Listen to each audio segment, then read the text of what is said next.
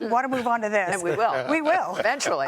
Trump is also expected to announce his pick for ICE director at any moment now, and this decision could not come at a more crucial time. The big weekend show has been keeping track of cases where illegal immigrants are being charged with crimes related to the rape and assault of women and children. This Haitian man, Corey Alvarez, was arrested and charged with raping a 15-year-old disabled girl. Minor Stephen DePaz Munoz, detained but released with a notice to appear. Arrested for the rape of a child. Prosecutors have charged a Senegalese illegal immigrant with raping a woman on a park bench. Border Patrol says they arrested this child rapist after he crossed illegally. The Nicaraguan illegal immigrant has been charged with raping a woman at knife point. Illegal immigrants charged in the rape and murder of Maryland mother Rachel Morin, the rape and kidnapping of a 13-year-old girl in New York, and the strangulation murder of 12-year-old Jocelyn Nungary. The man on the left from Guatemala, ICE says he had been arrested by local police officers for rape of a child by force. The man on the right from Brazil, ICE says he was convicted of child rape. A judge hands down a guilty verdict to the man convicted of killing 22-year-old Georgia nursing student Laken Riley. ICE says Ibarra is a Venezuelan in the country illegally. And that's only a fraction of it. At least 16 states have reported similar crimes committed by migrants who illegally crossed into the country under the Biden administration. But Democrats have been vowing to resist Trump's deportation efforts. Would the Massachusetts State Police assist in mass deportations? No, absolutely not. We are not cooperating with those efforts that actually threaten the safety of everyone by causing widespread fear. We're not going to cooperate. We're not going to ask our police force to serve as ICE agents. We're going to have to lead a much larger movement against this future president. The city of Los Angeles will not participate in any collaboration with ICE. Denver Mayor Mike Johnson also said residents and police will station a line to prevent ICE from coming in. He called it a Tiananmen Square moment, but later walked it back. Okay, so I've heard President-elect Trump and Tom Homan, the incoming border czar, say many times they are going to be targeting criminals and terrorists, and not the people who are, paying their taxes and working jobs and not bothering anybody. So what are these cities doing, David? What are these cities? Who are they protecting? They're protecting criminals. They're not protecting their residents.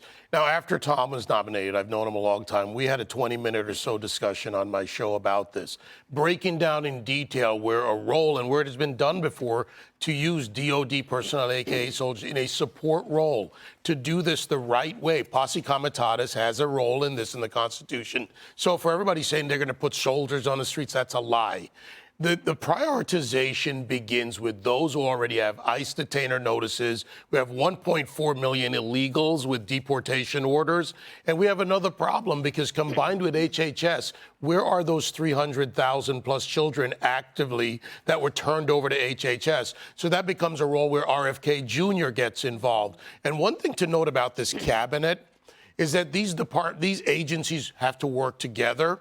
And what President Trump needs in order to govern, he needs them working together like the HHS component of this, because when you have that, you can be more effective. And when you have DOGE combined with that, cleaning up government, you will hopefully see a different picture evolve of how government should function. And frankly, those criminals, everyone matters. Every child raped, assaulted, everyone. We're minutes from Times Square if we walk down the block. And 75% of the arrests in Times Square are illegal aliens when it comes to robberies and other small felonies, or actually major felonies as well. Yeah, the focus on illegal immigrant crime, really played out this week in a courtroom. We saw the sentencing of the murderer of Laken Riley. And I want to put this headline up from MSNBC, this bizarre headline. This is what they put out. Laken Riley's killer never stood a chance. Now, hours later, they revised that, and they put the guilt of Laken Riley's killer, was never in doubt. So they cleaned it up, but Joey, what do you think MSNBC was thinking when they put that out there? I don't know that they were thinking. I don't know how you could write that. I guess in my mind, I excused it as some 20-year-old that didn't know how it read when they put it up there. But it's hard for me to believe that working somewhere like here that would never let something like that happen. But if you just look at the Laken Riley case as an example, and countless others, there is selling your soul to the devil for personal gain, and then they're selling your constituents to this to pander and say that you might get some votes from people that are sympathetic to the immigration issue. That's what this is. I mean, what are you doing? What you're saying is it's okay if some murderers and rapists come in because there might be some moms with kids that need medical care. Yeah, I mean, that's the argument, right? Is that, and here's the deal. Those are the people specifically that use this guilt-ridden empathy to make everyone feel like it's okay or you're a bigot to be against it. Those people have taken the empathy away from the American people for anyone coming across the border that might deserve it. Yeah. There's zero tolerance at this point. And it's their fault, not the Republicans and not the people that want change. It's their fault. Tammy, just put a quick button on this and then I got to go to the teas. Well, look, all Americans made a statement on Election Day that this is one of the biggest issues that Trump talked about. The border and security, the nature of crime, everyone's losing. Hundreds of thousands of children missing. This is not compassionate.